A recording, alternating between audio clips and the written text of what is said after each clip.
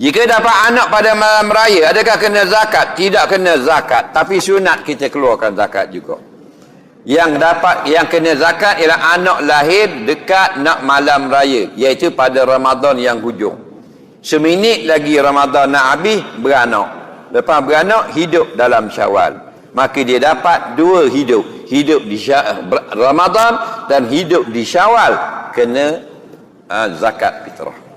Tapi kalau beranak malam raya, dia tak sempat hidup dengan Ramadan, tidak wajib zakat, sunat saja. Faham?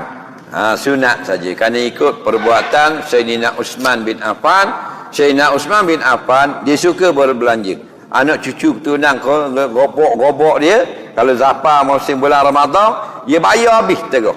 Sehingga kan orang tua, orang muda, gobok dia, nak beranak dia, bayar habis terus. Sehingga kan kanak-kanak, bahkan kanak-kanak dalam kandungan ibu pun Sayyidina Uthman keluarkan fitrah. Faham lagi? Itu sunat hukumnya. Soalan seterusnya,